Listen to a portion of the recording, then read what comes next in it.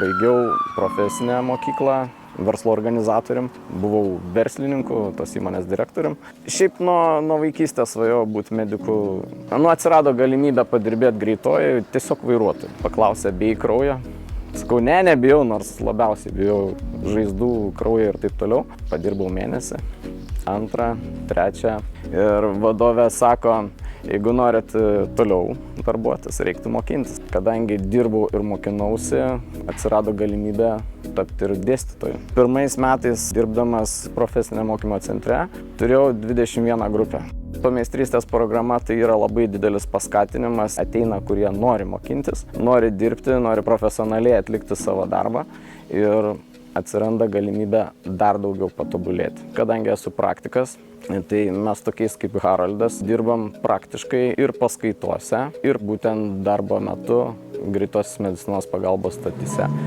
Ne tik mes važiuodami į kvietimus praktikuojamės, bet prieš juos, po jų būna, kad susitinkam laikas nuo laiko ir didesnė grupelė. Tokių kaip Haroldas maždaug galvoju, gal bus plius minus 30.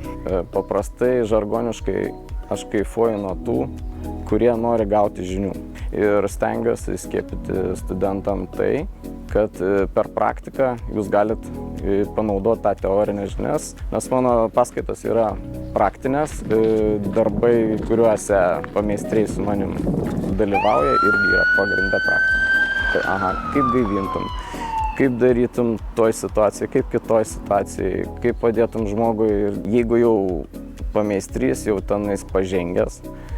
Būna taip, kad mes nuvykstam į situaciją ir jeigu ta situacija yra paprasta, jisai tiesiog dalyvauja kaip jau būsimas medikas, jau bando daryti ir aš visada jam stoviu už nugaros, jeigu kas matau ne į tą pusę, tai imuosi aš iniciatyvos.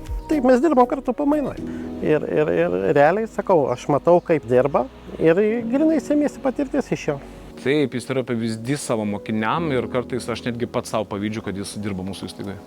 Iš savo meistro išmokau ramybės, pasitikėjimo savimi, neparodyti, kad bijai, nors kartais iš tikrųjų baimė atrodo persmelks visą kūną, bet iš tikrųjų ramybės ir pasitikėjimo savimi, užtikrintumo. Kai pirmą kartą išgirdau tą žodį meistras, kur esu nominuotas, tai iš karto, kai pasirodė kaip tie mano laikų kung fu filmai, karate meistrai ir taip toliau, bet iš tikrųjų tai yra labai didelis įpareigojimas, įpareigoja pačiam tobulėti, nenuleisti rankų ir dar labiau stengtis.